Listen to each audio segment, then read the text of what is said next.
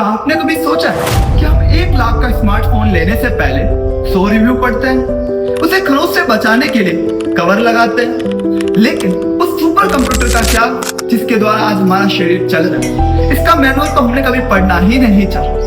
WHO की हालिया report प्रस्तुत करती है आज 70% बीमारियों का कारण स्ट्रेस और एंगर। क्यों? क्योंकि आज हमने इस महान ग्रह अर्थात अपने शरीर को पढ़ना ही नहीं चाहा। मैं उसी बुक के रहस्य को उजागर करने जा रहा हूँ जो ये कहती है कि आपका शरीर केवल हाड़ मांस का पुतला नहीं है। हाँ जी, आज उसी स्थूल शरीर की बात करूंगा जो आध्यात्मिक और वैज्ञानिक रूप से महत्व रखती है। यदि आज आपने इस टॉपिक को क्लियरली समझ लिया तो आपकी जिंदगी में फोकस, आपकी मेंटल एबिलिटी 360 डिग्री तक बदल जाने वाली टाइमलाइन पर जहाँ एक व्यक्ति को एक कांच का टुकड़ा मिलता है जो वास्तव में हीरा होता है, वह उसे अपनी दुकान पर रख लेता है। दूर खड़ा व्यापारी उसे देखता है, वह जानता है कि यह हीरा है। वह उसके पास आता है और कहता है ये कितने रुपए का है? वह कहता है मात्र 20 रुपए का। वह कहता है मैं तुम्हें इसके 15 रुपए दे सकता हूँ। वह मना कर देता है। व्यापारी को लगता है ये कहाँ जाएगा, लौट के फिर आता हूँ। वह चला जाता है। दूर खड़ा दूसरा व्यापारी भी पार खींचा। उसने देखा कि वह हीरा है जिसे वह कांच का टुकड़ा समझ रहा है। वह दुकानदार को कहता है कि ये कितने का है? वह कहता है 20 रुपए का। वह उसे 25 रुपए देता है और लेके चला जाता है। पहला व्यापारी उसके पास आता है, पूछता है कहाँ है भाई वो कांच का टुकड़ा? वह कहता है राजन, वह तो मैंने 25 रुपए में बेच दिया। पहला व्यापारी गुस्से में तिलमिला उठा।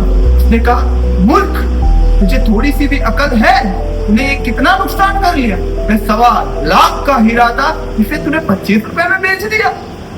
व्यक्ति मुस्कुराते हुए कहता राजन, मैं तो अज्ञानी हूँ, मेरे पिता दादा ने कभी ये काम किया नहीं।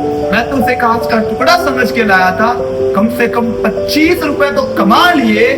आपको तो ज्ञान था ना कि ये 1.25 लाख का है, फिर भी आपने 5 रुपए के लिए गवा दिया। व्यक्ति को समझ आता है। इस प्रकार हमारे जीवन में भी 3 प्रकार के पर्सनैलिटी दर्शाई गई। पहली वो जो अज्ञानी, जिसे पता नहीं है कि क्या सही है, वह हमेशा गलत कार्य में लगा रहता है, जो हमेशा दूसरों को पीड़ा पहुंचाता है, नशे करता है, वेश्यावृत्ति करता है, गंदे कार्य करता है। दूसरा वह जो ज्ञानी है परंतु मूर्छन्य है, अर्थात जिसे मालूम तो है कि ये गलत है, ये चीज सही नहीं है, फिर भी उसमें लगा रहता है। विद्यार्थी जिसे जीवन में सुबह जल्दी उठना चाहिए, देर सवेरे सोता रहता है। एक बिजनेसमैन जिसको मेहनत करनी चाहिए, वो लॉटरी पे लगा रहता है। तीसरा वह व्यक्ति जिसे मालूम है कि ये शरीर कितना मूल्यवान है, वह उस पर कार्य करता है। दोस्तों, अब अपने आप से प्रश्न कीजिए, आप अपने शरीर को कितनी कोड़ी में बेच रहे हैं? आप उस 2 क्षण के सुख के लिए अपने डोपामीन हार्मोन को रिलीज करके अपने रातों की नींद को खराब कर रहे हैं। दोस्तों, यह आपका शरीर ऊर्जावान है। इसकी अमूल्य शक्ति को आप अपने जीवन की प्रगति में लगाएं, आपका जीवन सफल बने। दोस्तों, अब आते हैं हम थोड़ा साइंस पर। जब एटोनॉमी और फिजियोलॉजी जैसी साइंस डेवलप हो चुकी है, जब MRI मशीन आपकी 250 से ज्यादा फोटो एक साथ ले लेती है, विज्ञान ये बता देता है कि आपके एड्रेनल ग्रंथि से गुस्सा बढ़ता है या फिर आपका मेटाबॉलिज्म कैसे कंट्रोल होता है। ये तो ठीक है, लेकिन क्या कोई ये जानता है कि इसे नियंत्रित कैसे करना? इसका जवाब मिलता है हमें हमारे एशियन ब्लूप्रिंट में। मैं हूँ अपने भाग्य का स्वयं निर्माता। हाँ जी फ्रेंड, जब आप अपने ऑफिस के प्रेशर में होते हैं या एग्जाम के पैनिक में, आप जब गुस्से में तिलमिला उठते हैं, आपका एड्रेनल ओवरड्राइव हो जाता है, तब काम आती है हमारी एशियन बुक की स्क्रिप्ट जो योग और साधना से आपके जीवन के लक्ष्य को निर्धारित करती है। अब हम शरीर के 2 बेसिक पॉइंट को डिस्क्राइब करने जा रहे हैं। एक जो आपके शरीर की नीचे की ऊर्जा को प्रभावित करता है और दूसरा है जो आपके शरीर की ऊर्जा को ऊपर की ओर प्रभावित करता है। दोस्तों, यदि आपकी ऊर्जा शरीर के निचले हिस्से में जाने लगी तो आप अपने जीवन को खोखला कर रहे हैं, आप अपनी असीम ऊर्जा शक्ति को बस बहा दे रहे हैं। अगर यही ऊर्जा आपके ऊपर की ओर प्रसारित हुई तो यह आपके शरीर के अंदर एक ऊर्जा ऐसे उत्पन्न कर देगा जो 1% के अंदर आपको विश्व का विख्यात इंसान बना दे।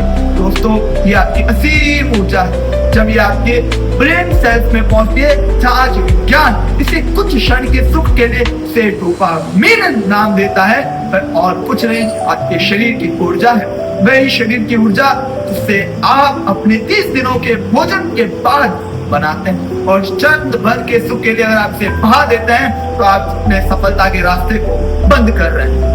दोस्तों, इसी के दौर में एक प्रश्न आता है एक व्यक्ति का जो दूर देश कमाने जाता है। राजा ने कभी गाय नहीं देखी होती, व्यक्ति उसे नए नए व्यंजन खिलाता है। जब वह जाने लगता है, राजा गाय को रख लेता। राजा मंत्री को कहता है जो वो पहले दे ले आओ। गाय मूत्र करती है, वह उसे चखता है, थू थू करने लगता है। दूसरी बात से लगता है कि शायद हो सकता है जो मीठे फल दे वो कभी खट्टे भी दे। तो वह गोबर लगती है, गोबर करते वह जब चखता है कहता है छी, उसने हमें धोखा दिया, उस धोखे की आड़ में उसने हमें ठगा है। वह उसे पकड़ के लाता है, कहता है तुमने हमें धोखा दिया। कहता है नहीं राजन, आपको विधि नहीं पता थी, इसलिए आपने गलत फल प्राप्त किया। हमारे जीवन में ज्ञान अर्थात गाय तो है, परंतु उसे ढूंढने की विधि यानी हमारे पास फोकस और डिसिप्लिन नहीं है। यदि हम इसका मंथन नहीं करेंगे तो हम कभी सफल नहीं हो पाएंगे। उस व्यक्ति की तरह आप भी मूर्ख ना बने। अपने जीवन के उच्च लक्ष्यों को प्राप्त करने के लिए आप कड़ी मेहनत करें। अब अपने आप से प्रश्न कीजिए, आप किस प्रकार के व्यक्ति बनना चाहते हैं? उस अज्ञानी की तरह जिसके पास गाय तो है लेकिन से मंथन करना नहीं आता, या फिर उस व्यापारी की तरह जो सब जानता है, या उस व्यापारी की तरह जिसने अपनी कीमत को समझा, जिसने क्षण भर के समय को समझा। आप उसमें से क्या है कमेंट में जरूर बताएं। हम मिलते हैं हमारे पार्ट 3 में। तब तक के लिए आप सभी को मेरा सादर जय श्री राम।